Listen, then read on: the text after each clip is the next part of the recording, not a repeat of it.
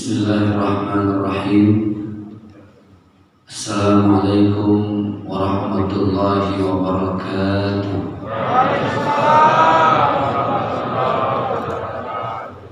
Alhamdulillahi wa kafa. Assalatu wassalamu ala sayyidina Muhammadin al-Mustafa wa ala alihi wa ashabihi ahli sidqi wal wafa.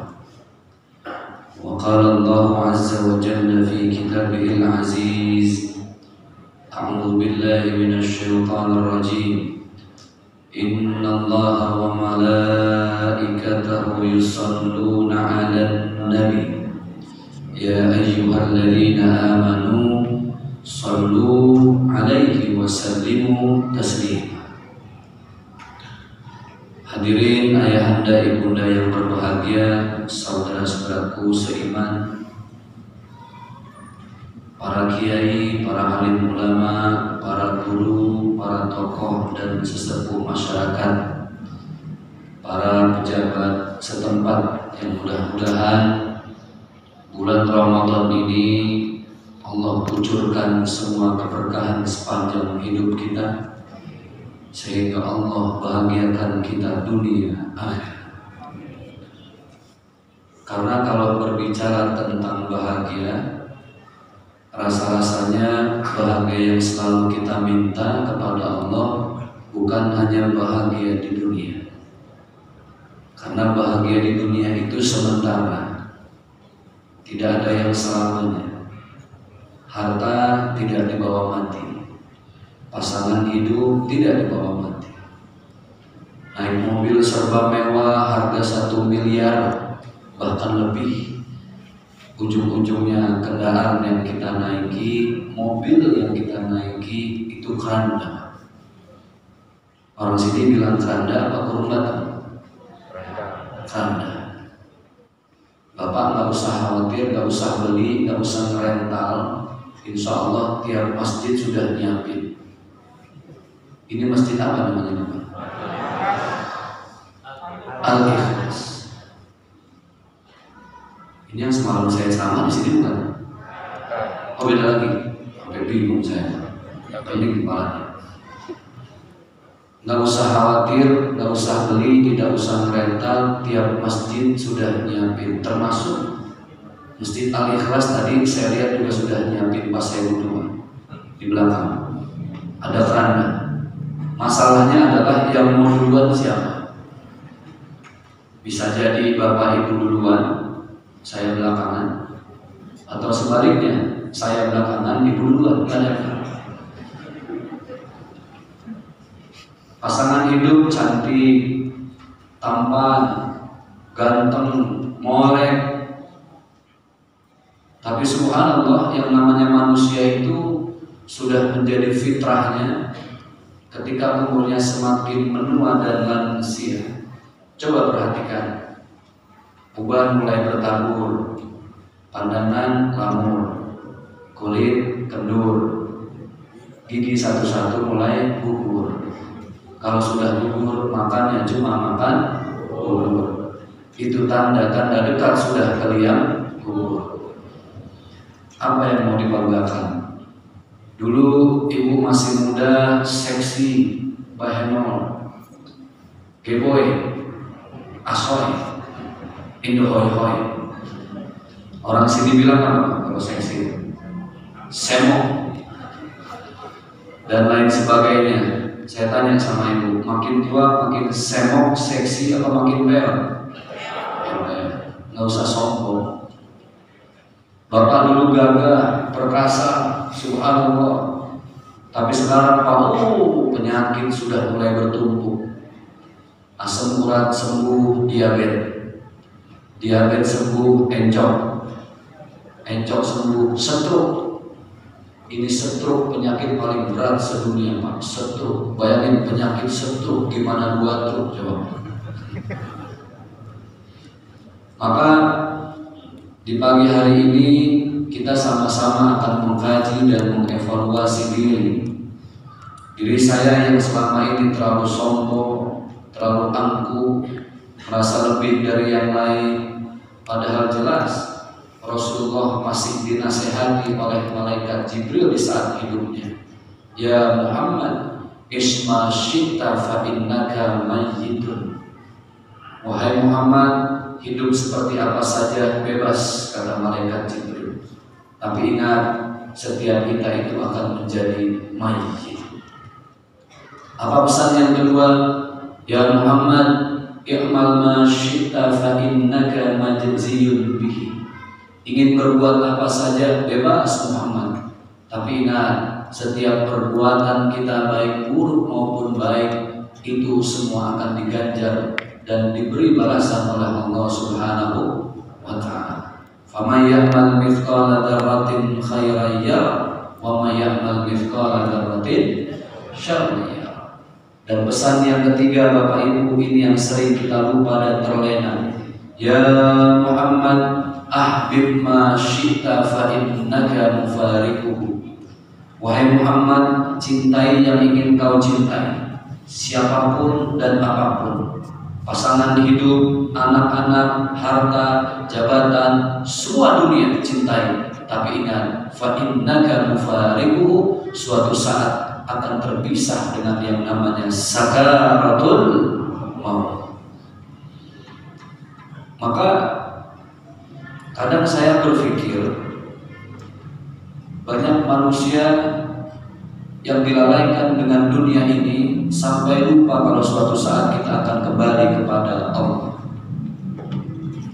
Dan sebelum saya lanjutkan tausiah saya Bapak Ibu, alhamdulillah ceramah saya di mana-mana ini saya bikin live siaran langsung di Instagram saya. Bapak Ibu punya Instagram semua? Ada?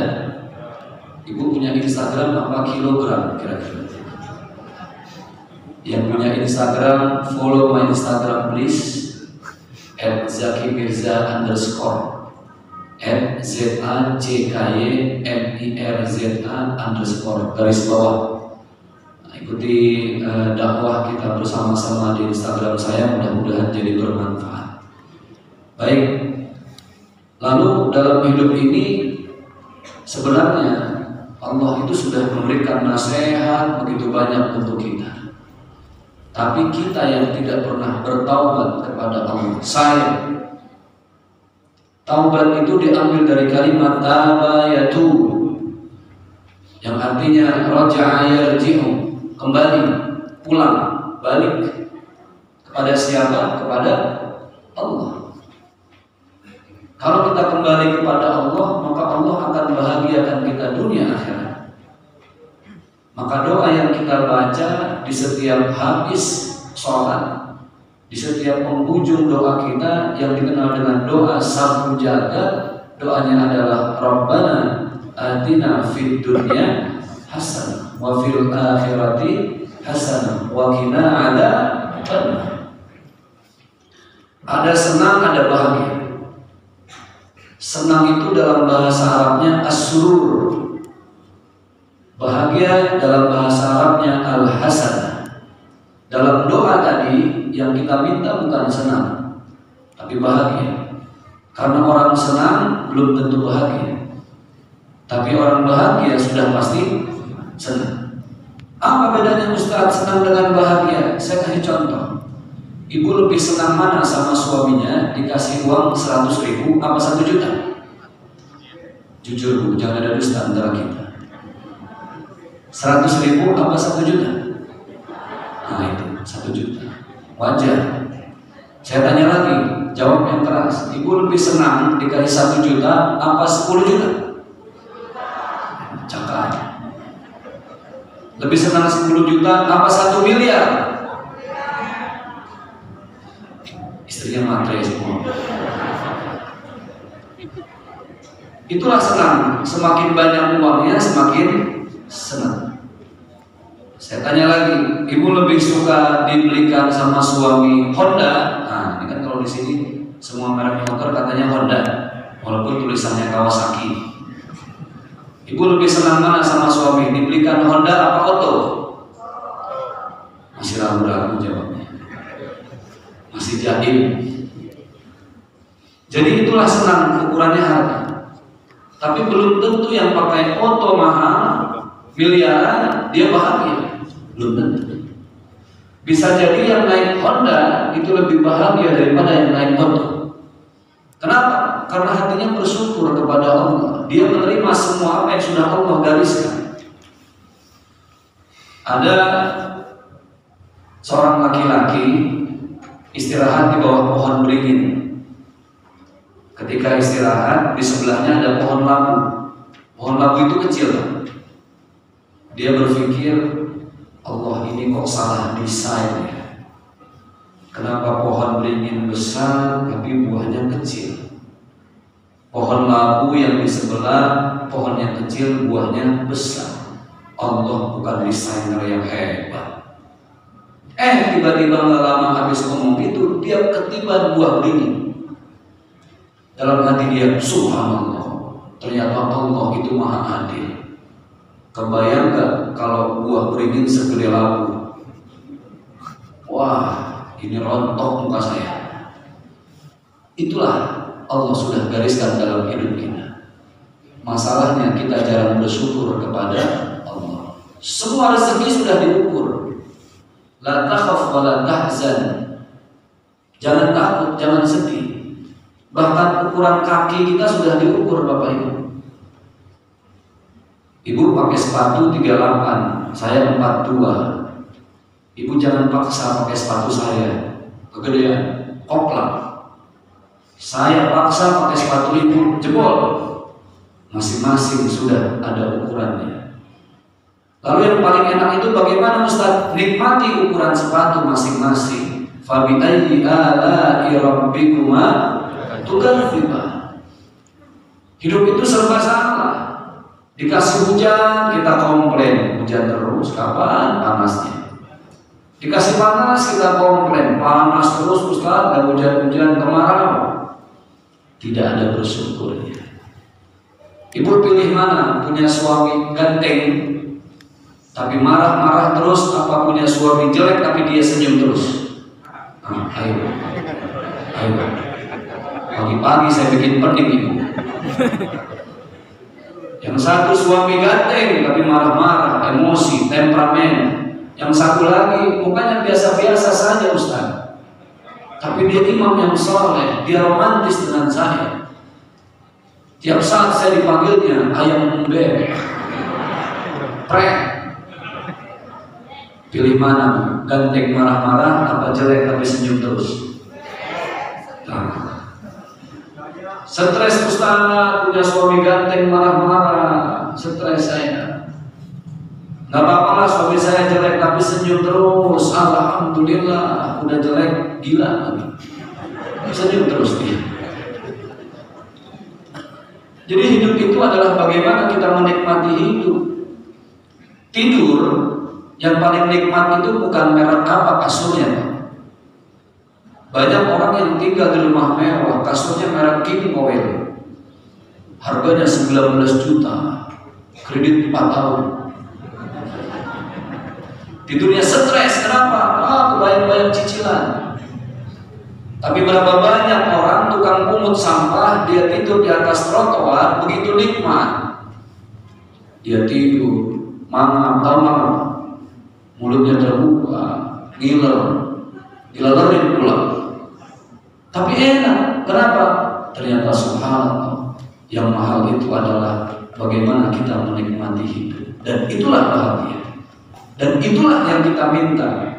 Rabbana atina fid dunya hasanah, di dunia bahagia. Wa fil akhirati hasanah, juga bahagia. Kita yang sering tidak bersyukur sampai Allah menegur kita. Lewat apa? Lewat bencana alam. Belum lama terjadi di Indonesia Timur, NTT dan NTB banjir bandang. Belum selesai, menyusul lagi di Malang, seputar Jawa Timur. Dulu masih ingat kejadian di Lombok, gempa bumi. Ada video yang viral, lagi sholat berjamaah, tiba-tiba goyang. Untung ada kamera shoot itu merekod. Imamnya subhanallah, mantap imannya. Dia tidak goyang sedikit pun. Dia pegang tembok, Masih ingat videonya Pak ya? Dia baca apa? Allahu la ilaha illa wal hayyul qayyum la ta'khudhuhu sinatun wa la nawm. Imamnya mantap, makmumnya alhamdulillah kabur. Yang kabur sejadah ketinggalan, balik lagi dia. Belum lama itu selesai, Allah kasih musibah lagi di Palu dan sekitarnya, Sigi, Donggala, Petobo. Kenapa? Zoharul fasadu fil barri wal bahri bima kasabat aydin nas. Semakin tampak kerusakan sekarang di daratan maupun di lautan. Karena apa? Karena ulah tangan manusia. Hutan dibakar, padahal hutan itu bisa menyelamatkan bumi dari banjir.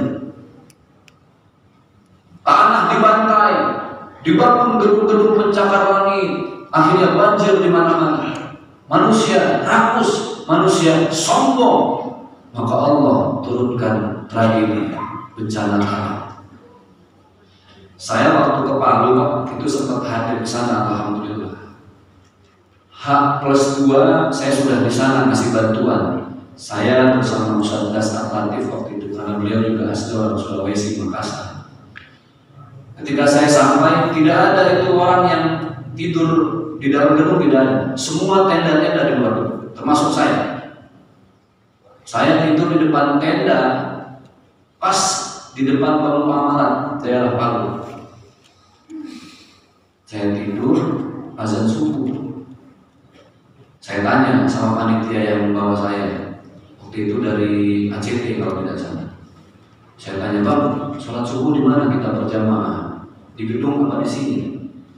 Itu karena gempanya masih ada, tipis-tipis. Bagaimana kalau kita sholat depan tenda saja Bang? Saya bilang gitu. Takutnya ada gempa. Oh tenang saja Ustaz. Orang Sulawesi panggil Ustaz itu Ustaz. Tenang saja Ustaz. Gempa itu jam segini belum datang dia. Nanti dia habis asar baru tidur. Saya bilang ini kayak orang undangan.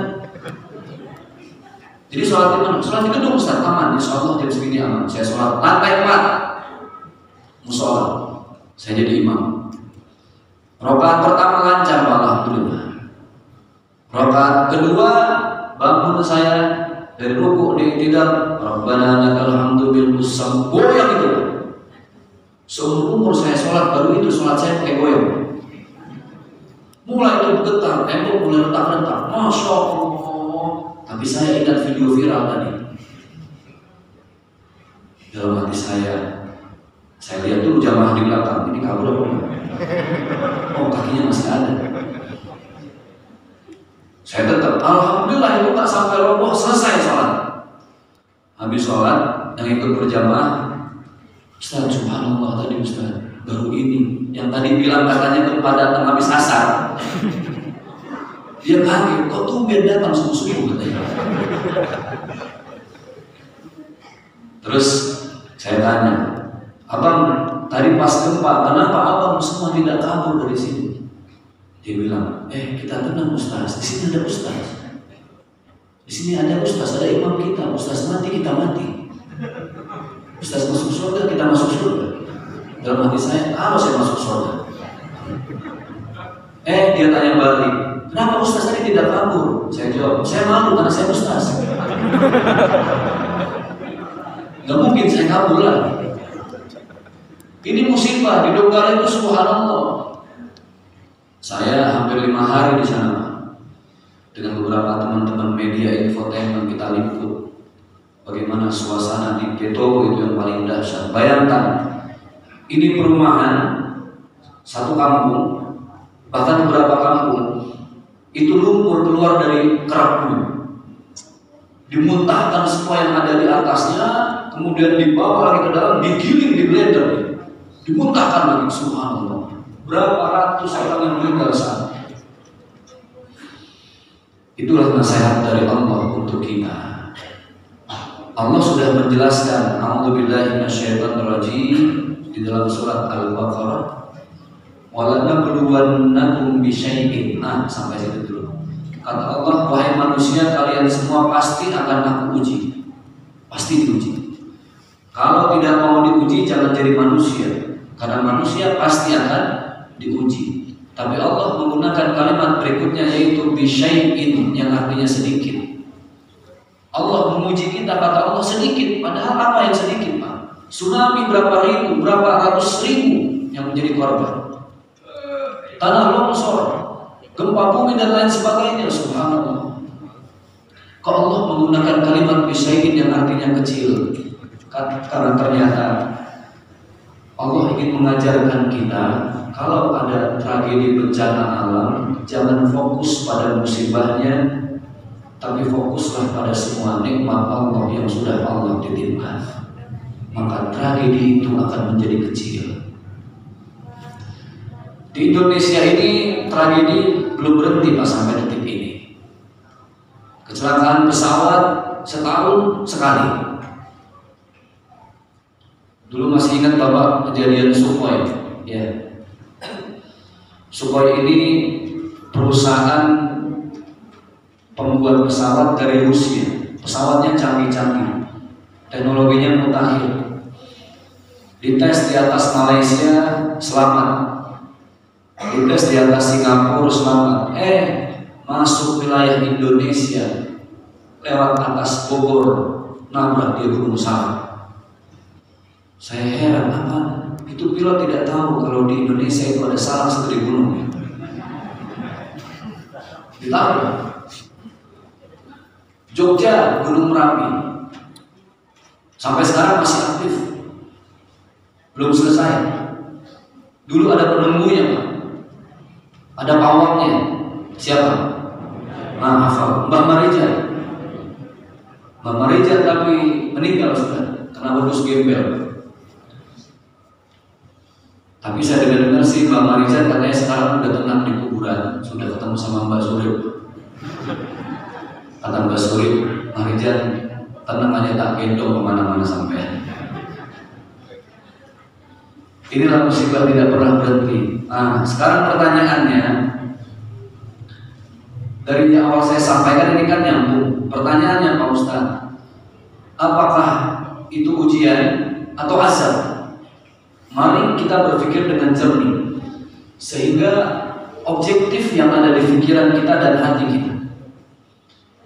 Kejadian tsunami, betapa saya yakin di antara sekian banyak ratusan ribu yang menjadi korban, meninggal dunia, wafat dia, ada di antara mereka orang-orang saleh, orang-orang yang sudah dekat dengan Allah, rajin sholat sunnah dan wajibnya, sedekahnya tidak pernah putus, infaknya, zakatnya, dia semangat, dekat dia dengan Allah, minal muttaqin, orang yang bertakwa. Tapi kena tsunami juga, rumahnya habis terseret, istri anak-anaknya meninggal dunia. Maka tragedi seperti ini adalah buat beliau, orang yang soleh, mereka yang bertakwa, adalah ujian. Kenapa ujian? Karena orang yang sudah dekat dengan Allah pasti akan dipuji oleh Allah. Bahkan ujiannya lebih berat. Allah ingin tahu, dia berluakum ayyukum ahsanu amalan. Apakah dia kapok jadi orang baik, atau jangan-jangan derajatnya naik lagi di mata Allah dengan musibah tersebut. Ujian, satu tragedi bagi orang yang saleh, orang yang bertakwa. Ada lagi tragedi itu bisa menjadi teguran, Pak. Teguran bagi siapa? Bagi manusia yang selama ini hidupnya berbuat baik tapi juga berbuat buruk. Ini manusia setengah baik, sholatnya rajin, ngomongin orang lebih rajin,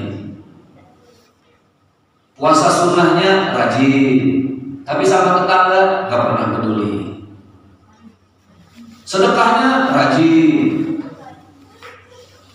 tapi berkelahi dengan orang, amarah, emosi juga rajin. Tinggalnya di tempat yang sama juga di Aceh, sama, rumahnya terseret, keluarganya meninggal dunia. Maka ini bukan ujian lagi, tapi ini teguran untuk orang yang selama ini belum menjadi manusia baik, baiknya masih setengah-setengah. Ada lagi di tsunami, di tempat yang sama di Aceh, ketika terjadi tsunami itu ada orang yang tidak pernah berbuat baik. Hidupnya isinya cuma menyakiti orang. punya salah tidak mau minta maaf, sholat nggak pernah, sedekah boro-boro, zakat apalagi, rumahnya pun habis, keluarganya meninggal dunia.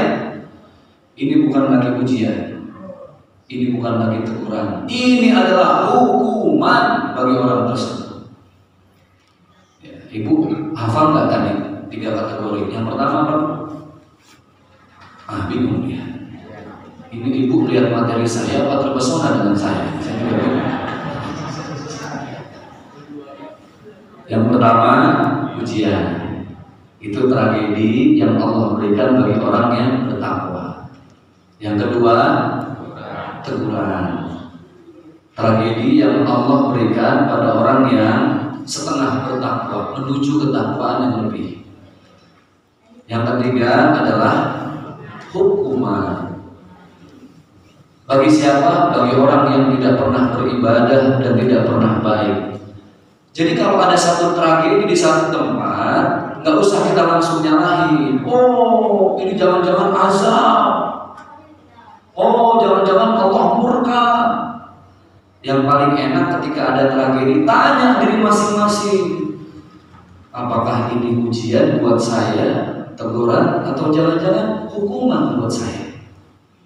Tidak pernah ada yang tahu kecuali diri masing-masing.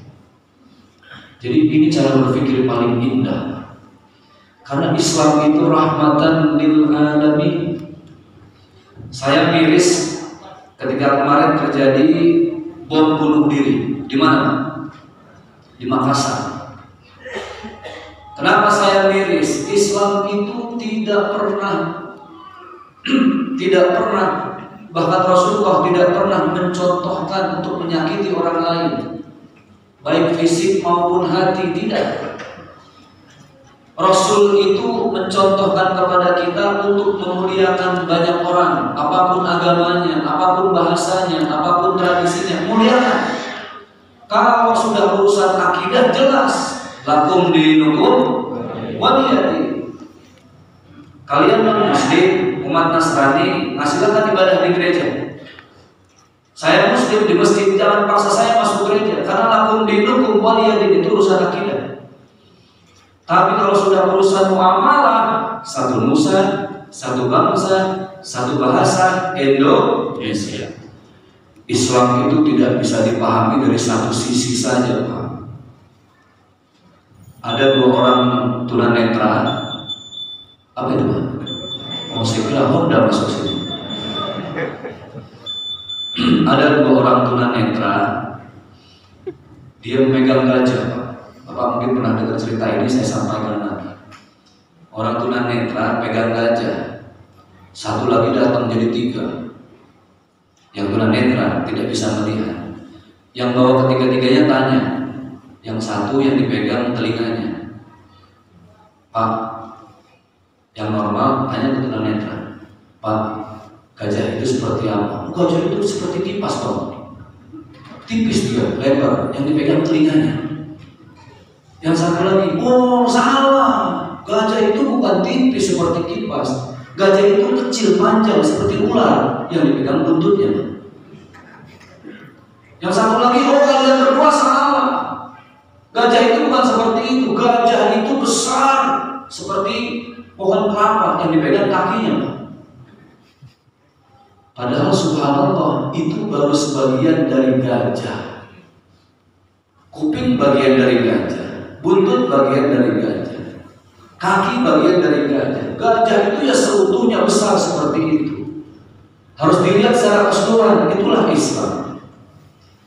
Islam itu mengajarkan kepada kita akidah, menghilangkan apapun yang kita sembah selain Allah Subhanahu wa Ta'ala. Yang kedua, Islam itu mengajarkan tata cara ibadah.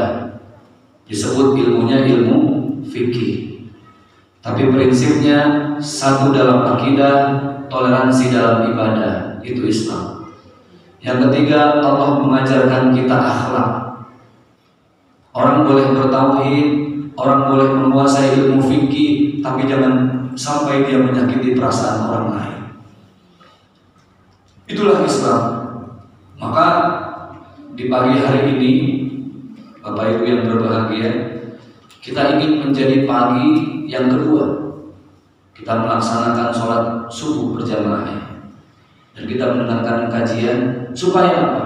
Supaya bagaimana kita memahami Islam secara utuh. Saya punya cerita. Saya punya guru ngaji dulu. Saya ini Pak, bapak saya NU. NU Tulen. Bapak saya Betawi. Betawi itu mohon maaf, hobinya apa? Maulid. Itu saya. Hobinya apa? Pengajian, tahlil, wah itu. Tapi ibu saya Persis. Persis itu organisasi ya, ada NU, ada Muhammadiyah, ada Persis. Bapak saya NU Tulen. Ibu saya Persis Tulen. Jadi dari kecil itu saya sudah terbiasa dengan perbedaan-perbedaan.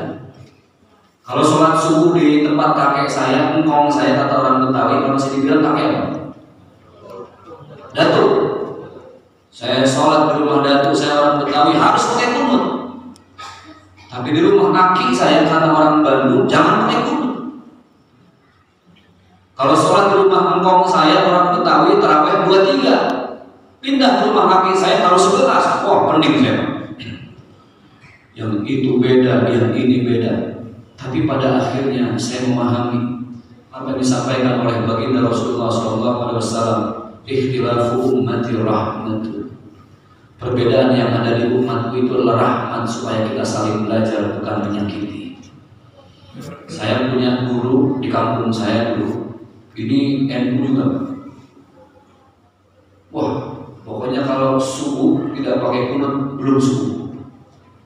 Tarawih kalau 11 tidak tarawih. Wah, pokoknya totok. Pergi haji lah saya ajak waktu itu tahun 98. Saya diajak sama ayah saya, guru ngaji ini saya bawa. Pertama kali masuk kota Mekah gelombang kedua haji. Kan ada gelombang pertama, ada gelombang kedua. Saya masuk gelombang kedua, sholat di Masjidil Haram penuh, sholatlah di pelataran. Saya, guru saya, sebelah guru saya ada orang Turki. Sholat. Ketika mau takbir, imam takbir dalam Allahu Akbar, kita takbir. Allah. Guru saya takbir belum selesai, baru angkat tangan. Dia lihat yang sebelah, habis takbir Allahu Akbar, tangannya ke bawah, orang Turki. Wah, pening guru saya. Dia mau takbir nggak jadi, dia colek saya. Zaki, sebelah kita ini ahli neraka. Siap ke? Saya murid siap-siap aja. Mau takbir lagi, Allah. Di depan dia ada ibu-ibu dari Mesir. Kalau ibu-ibu dari Mesir, Pak, kalau Bapak pernah umroh dan haji, itu sholat sambil ngurusin anak baru bisa jalan.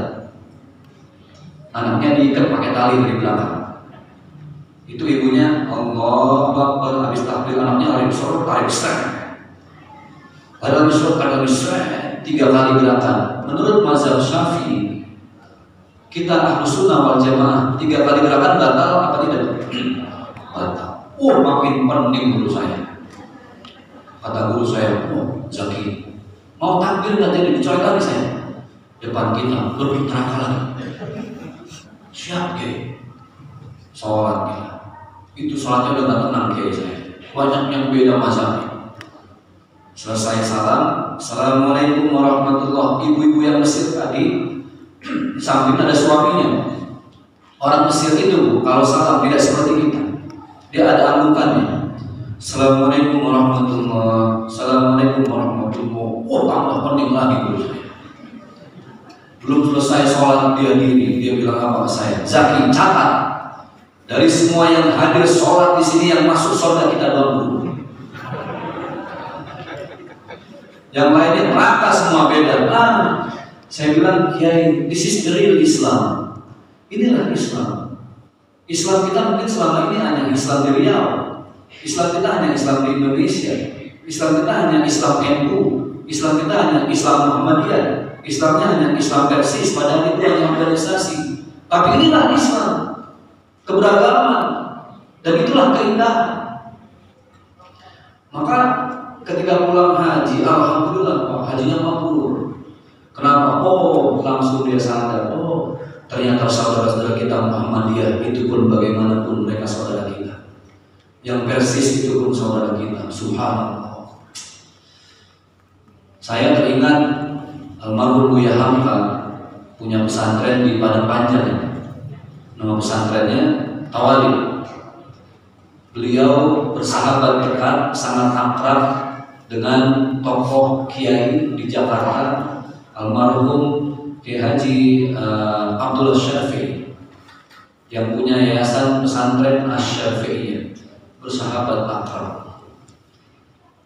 Ketika almarhum Kiai Haji Abdullah Syafi'i beliau silaturahim ke pesantren Tawalib di Padang mau sholat subuh, Pak Kiai dipersilahkan oleh beliau, Pak Kiai silahkan jadi imam. Apa yang dilakukan Pak Kiai? Tengok ke belakang tanya, Bapak di sini subuhnya pakai kunut apa tidak? Tidak Pak Kiai. Beliau pimpin dengan tidak pakai kunut. Subhanallah. Buya Hamka ketika mampir di yayasan pesantren Asy-Syafi'iyah dipersilakan untuk menjadi imam sholat tarawih. Sama. Buya juga bertanya, di sini tarawihnya 11 atau 23? 23 Buya. Buya pimpin 23. Artinya apa? Orang itu semakin tinggi ilmunya, semakin merunduk dirinya. Karena puncak keilmuan itu bukan pada ilmu sebenarnya, bukan pada titel, tapi puncak keilmuan seseorang itu adalah kerendahan hatinya. Begitu banyak orang yang berilmu tapi merasa lebih dari yang lain. Begitu banyak orang berilmu tapi subhanallah seolah-olah orang lain tidak tahu apa-apa. Nah, inilah Islam. Dan itulah kenapa Allah banyak menegur kita. Karena kita tidak paham bahwa Islam itu adalah agama yang penuh dengan kesejukan dan kedamaian. Bapak Ibu, Islam tidak akan pernah diterima di tanah Jawa. Tanah Jawa ini adalah satu tanah, satu daerah yang tradisi orang Hindunya sudah mendarah daging dan mengakar. Wali Songo masuk ke tanah Jawa. Mereka sudah punya tradisinya beragam. Tapi Wali Songo subhanallah tidak menghanguskan, tidak menghilangkan semua itu. Wali Songo masuk dengan begitu menyejukkan dan kedamaian. Dulu hobi orang Jawa itu nonton wayang kulit. Nah, dengan Wali Songo, siapapun yang mau nonton wayang kulit diharuskan mengucapkan 2 syahadat. Kita mengenal dengan syahadatain. Orang Jawa tidak bisa mengucapkan ha, maka syahadatain disebut dengan sekaten. Itulah kenapa di tradisi Jawa ada tradisi sekaten. Orang yang mau masuk nonton wayang kulit harus melalui pintu, mengucapkan syahadat di bawah pintu. Pintunya itu oleh Wali Songo disebut dengan pintu Ghafuro. Orang Jawa tidak bisa bilang ra, tapi dia bilang ra. Ghafuro jadi gapura. Itulah kenapa Wali Songo bisa diterima di tanah Jawa. Karena begitu indah dakwahnya Wali Songo, seperti yang dicontohkan oleh baginda Rasulullah Shallallahu Alaihi Wasallam. Dulu di Hindu itu Pak, kalau orang meninggal ada tradisi 7 hari, 40 hari, ada tradisi 100 hari. Itu tradisi orang Hindu. Wali Songo masuk, tradisinya tidak dirubah. Tradisinya berjalan, tapi bacaannya dirubah. Yang dibaca adalah Al-Quran dan sholawat. Itulah kenapa sampai detik ini kita masih ada yang melaksanakan 40 hari, 7 hari. Mana yang salah, mana yang benar, nggak usah disalahkan. Yang tidak setuju dengan hal itu, silahkan jalan. Yang setuju juga jalan. Pelaksanaan maulid, ada yang berantem, Pak. Yang nggak maulid bilang, apa itu yang maulid? Bid'ah. Yang tidak maulid, oh kalau nggak maulid justru tidak cinta Nabi. Bukan itu. Cara orang berekspresi dan menunjukkan cintanya kepada Rasulullah saling berbeda. Harusnya yang tidak setuju dengan maulid telepon, Bapak mau acara maulid ya? Saya kirim air mineral 5 dus bagikan. Kan indah, saling berangkulan. Berbeda itu bukan untuk saling berkelahi, Pak. Lihat nih, jari beda-beda, bentuknya dan tugasnya beda, tapi mereka akur. Jempol paling ujung, gendut, kecil, gede, tergantung posisi Pak. Ini mantap, ini cemen. Bapak ke Sunda tanya alamat. Orang Sunda itu semua sopan-sopan mereka. Ditanya alamat pasti gini jawabnya. Pak mau tanya alamat ini sebelah mana? Sebelah sana. Sopan. Dekat Pak, dekat. Padahal itu masih 20 kilo. Saking sopannya jempol, ini simbol. Telunjuk, beda lagi Pak. Dia tinggi, lebih tinggi dari jempol. Kerjaannya marah-marah, nunjuk-nunjuk, nyuruh-nyuruh. Ini kamu bawa ke sana ya. Yang sana bawa ke sini. Yang macam-macam sama saya. Betul. Bapak pernah nggak lihat ada orang berantem pakai jempol? Ayo kalau berani, ayo nggak? Silakan. Nggak ada, pasti. Jari tengah, oh ini jangan keluar Pak. Ini kode kalau anak muda berantem begini Pak. Jari tengah. Ini jari manis, bentuknya beda lagi. Kenapa dia dibilang jari manis? Karena tidak pernah kerja, maka dia manis. Itulah kenapa kadang dia dikasih cincin supaya ada kerjaannya, Pak. Nggak nganggur. Kelingking, paling ujung, paling kecil. Tapi hati-hati, ini yang paling dahsyat, Pak. Ini yang bisa masuk kemana-mana. Ini yang bisa bikin mama, ibu-ibu, mama-mama, ini bisa bikin dia bermelek semua. Beda bentuknya, beda tugasnya, tapi mereka mau berangkulan. Kita ini merasa punya ilmu, akhirnya menyalahkan orang lain. Marilah kita hidup berdampingan dengan penuh rasa damai, rasa tenang. Karena itulah Islam. Rasulullah tinggal di kota Madinah berdampingan dua kerajaan besar, Romawi dan Persia. Bahkan di kota Madinah Rasulullah bisa hidup dengan orang-orang Yahudi, orang Majusi, orang Nasrani. Itulah kenapa dibuat satu piagam namanya Piagam Madinah.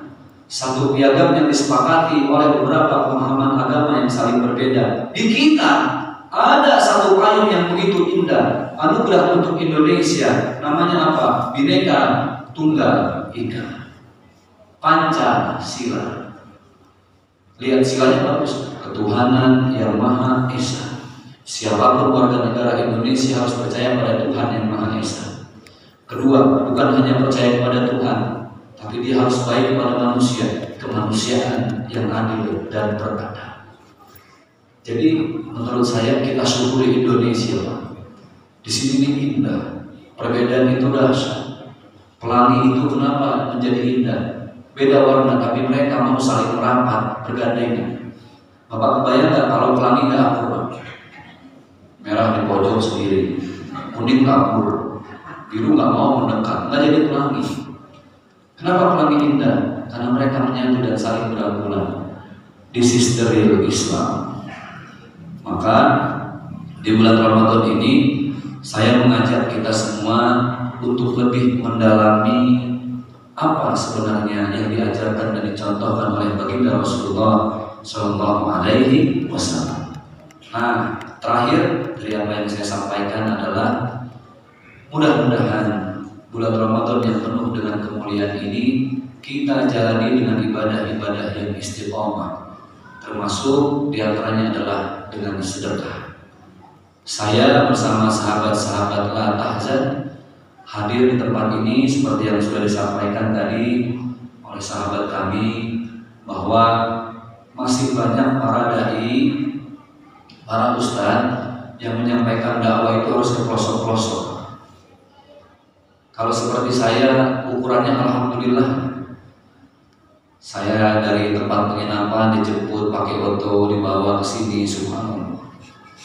Kemarin saya di Palembang sempat naik apa namanya itu, perahu yang di sungai, apa Bapak bilangnya orang sini? Hah? Kepompong. Pompong. Ya betul kira-kira.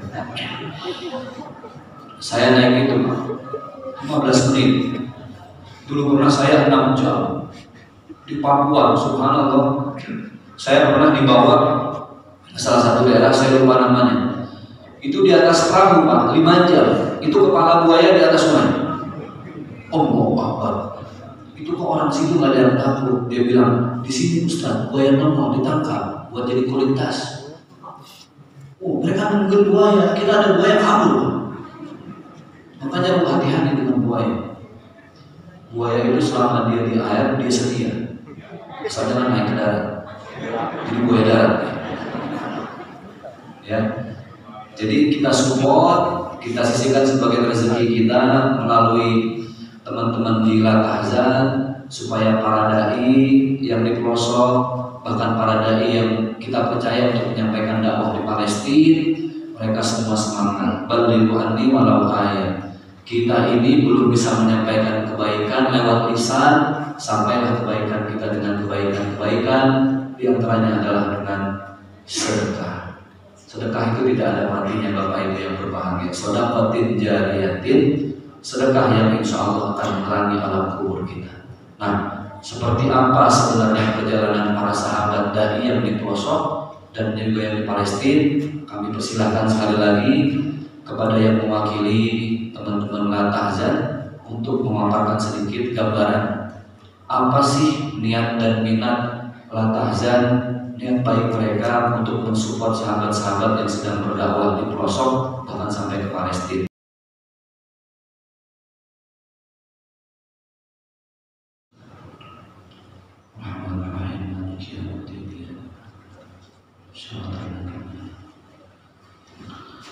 Astaghfirullahaladzim wa atubu ilaihi min jami'il ma'asi wa dhunub. Ya Rabbana lakal hamdu kama yanbaghi li jalali wajhikal karim wa li 'azimi sultanik. Allahumma innaka 'afuwwun karim tuhibbul 'afwa fa'fu 'anna ya karim. Ya mujibas sa'ilin ya arhamar rahimin ya akramal akramin. Allahumma anfa'na bima 'allamtana wa 'allimna ma yanfa'una warzuqna 'uluman tanfa'una. Ya Rabbana nawwir qulubana bi nuri hidayatik kama nawwara al-ardha bi nuri syamsika wa qamarika abadan abada. Allahumma ighfir dhunubana wa dhunuba walidina warhamhum kama rabbawna shighara. Rabbana atina fid dunya hasanah wa fil akhirati hasanah wa qina adzabannar.